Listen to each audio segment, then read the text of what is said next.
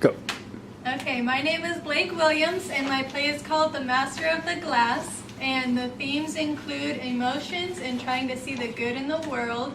And my goal is to be an elementary teacher, so I made masks that you can do in any classroom. Okay. Erin and her brother Benjamin lived in an old house that had one beautiful stained glass window. The window had a picture of a graceful meadow and blue sky. Their mother was constantly telling them to be careful around it because stained glass can break easily. Hey, you want to go jump on a trampoline? No, Benjamin, I don't feel like playing today. The family had recently come home from her grandmother's funeral, so she was too sad to play. Maybe she would play tomorrow. Erin sat coloring delicate butterflies. They reminded her of her grandmother because she said you can't help but smile when you see one. The next day, Erin wanted to go swimming. Oh yeah, I want to play Marco Polo. Unfortunately, their mother said it was too cold to go swimming, but Benjamin, being 5 years old, had in his mind to play Marco Polo. We can just close our eyes and try to find each other inside. Okay. Erin went first. She looked all around the room, trying to take a picture of it in her head. She held out her arms in case she was close to get it. Marco! Polo! Mark! Erin was sure he was so close she reached hard and fast to grab him, and her hand went right through the stained glass window. It shattered, and a bright light from within shined all around her. She couldn't help but walk right into it. She saw grass different shades of green, the sky different shades of blue, and pieces as if it were glass. Looking closely, she saw 3 figures of warmer shades. Were they walking towards her? As she kept walking into this strange world, a butterfly followed her in. As she got closer, she saw the 3 figures were glass people. I don't know, guys. We don't know what she could do to us. Oh, fiddlesticks. She's a girl. What is she going to do to you? She's going to need our help. She's probably scared. No one is as scared as Fulvis. Stop your silliness. Here she comes. Why, hello, dear. Hello. My name is Erin. The glass figures bowed and curtsied as they introduced themselves. I'm Madame Begonia. I'm Sir Claret, at your service. I'm, Sir Fulvis. What's that? It's called a butterfly. I don't know why. It doesn't look like anything like a flying butter. It followed you in.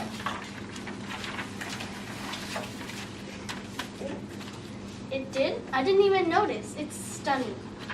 Erin also didn't notice her own appearance. This was all such a new experience. She didn't know what to feel, but overall she was feeling pretty excited. She noticed how she had turned into a stained glass person just like her new friends.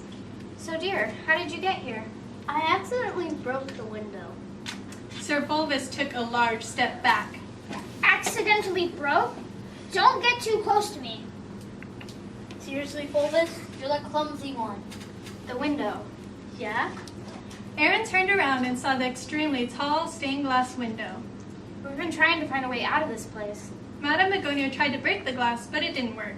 Ow? But it's so beautiful. Are there others like you?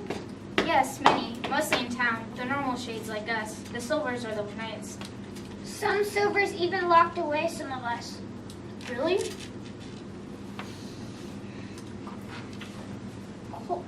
Cobalt, teal, turquoise, blue? They were too sad. The master only wants us to be happy. Well, that doesn't seem fair. So you just want to leave? Isn't it a good place if everyone is happy? And this master, how would we possibly even get to him? I'm just a girl. How should I know how to get out of here? Well, we've seen your world, and it looks fun. You can choose to be however you want to be. I'm determined. Erin pondered this. She looked back and saw the tall stained glass window. Then the butterfly started humming and singing a song. Sometimes you might feel sad, lonely, or like your heart is empty. Sometimes you might feel scared, frightened, or maybe even angry. But somewhere down inside, no matter how you feel right now, you can see the good in the world and the people that you love, and then you will feel happy. As Erin looked at the stained glass window, she remembered her family. Then she could see her house on the other side. Okay. I can't do this on an empty stomach. You know, for the color red, I thought you'd be more angrier. Maybe that's the humor of me being humorous. So they set out on their journey to see the master of the glass. They stopped by the Reflection Inn to eat. While they were eating, they were trying to figure out how they were going to get to the master of the glass. Sir Fulvus was scared as soon as he saw the Silvers walking around. Sir Claret just made fun of him. Madame Begonia was on alert and thinking of a plan. Butterfly hid under the table. The Silvers were staring at Aaron. She was different than the others. She wasn't one shade or one color, she was many. The Silvers went up to them and Sir Claret couldn't help himself. Fulvus held his breath.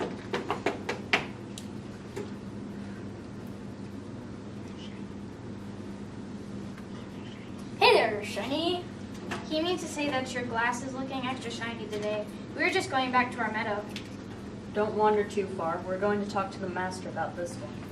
Oh, she's just rare. Fulvus finally breathed. They left the inn and continued on their journey. The town area was full of all different kinds of stained glass people. Butterfly stayed close and gave Erin the courage that she needed. Some of the people were kind and some were not.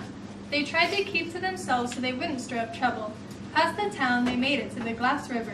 From there, they could see the stained glass castle. It was so fascinating. The gate was as black as night, and the castle was like a mirror. They saw the Silvers standing at the gate. Although the master wanted everyone to be happy here in this land, he realized they couldn't change. So he kept himself in the castle, surrounding himself with glass people such as Pollen, Sunshine, and Canary. The master had the Silvers walking around to keep order in his land. How are we supposed to get in? Just go and say hi. I think I'll stay here. Not all of us needs to go, right? Fear is sometimes the strength you need. Determination will make a plan, and humor just might help. With this, Erin smiled, and she was glad that she made these new friends. Here's the plan. They each knew their jobs as they approached the gate. They hid behind a gray rock as Sir Fulvus and Sir Claret went closer to the gate. They went as a distraction. Sir Claret, cracking jokes as usual, went up to the Silvers to chat. Fulvus played his part by being scared and clumsy. The Silvers did not like this. The Silvers took their sword to shatter them, but the two dodged very well. The Silvers were brave, but not very smart. They ended up shattering each other. After they shattered each other, the rest of the gang followed into the castle. The inside was the most dazzling castle ever imagined. They made it to the throne room where the master of the glass sat in his chair laughing with the yellow-colored shades of stained glass people. He was all different colors, just like Aaron. His face was in shock of seeing the sight of them all. Who are you? My name is Aaron. You're human? That's impossible. I was hoping you would be able to send me back home. Home? Why would you want to go home? You can have all the happiness you want in the world here. Sometimes it's good to embrace all the different things you feel. Nonsense. Don't you miss your home? No, there's no happiness there anymore. I think the master needs convincing. What are some things that make you guys happy? Friends. Video games. I think I can also help with my song. Sometimes you might feel sad, lonely, or like your heart is empty. Sometimes you might feel scared, frightened, or maybe even angry. But somewhere down inside, no matter how you feel right now, you can see good in the world and the people that you love, and then you will feel happy. The stunning butterfly reminded him of his wife, who also used to sing. The reason he didn't want to feel sad anymore. But now he realized that maybe it's not a bad thing to feel sad. It's different sad than it used to be. The Silver Knight saw the master was changing his mind. A Silver took a sword and shattered the butterfly. Everyone was instantly in horror, and the master was angry. He almost forgot how to feel anger. He bottled it up so much. He was so angry that he shattered the silver. He knew that he couldn't just be happy. He had other feelings inside too. Erin cried as she gathered the shards of glass from the butterfly. We have to get to the window. Right as they got out of the gate, the Silvers started to chase them. They used their bravery to fight. They liked their bravery and did not want to be freed. Everyone raced to the meadow so hard that the glass ground was starting to break. Sir Fulvus needed help a couple times from falling. Sir Claret wasn't really joking around at the moment, and Madame Begonia was feeling determined as usual. Aaron ran towards the home, and the master ran so he could be free. They could finally see the window. I have to break the glass. Aaron smiled. Together. Together they shattered the window, even Sir Fulvus. The beautiful colors shown all around started to disappear as she came back into her home. You broke the window. Mom is gonna be so mad. That's okay. Erin smiled as she handed the master a piece of the glass she had been holding onto from the butterfly, and he smiled back. Where is everyone? And the master pointed to his heart. The end.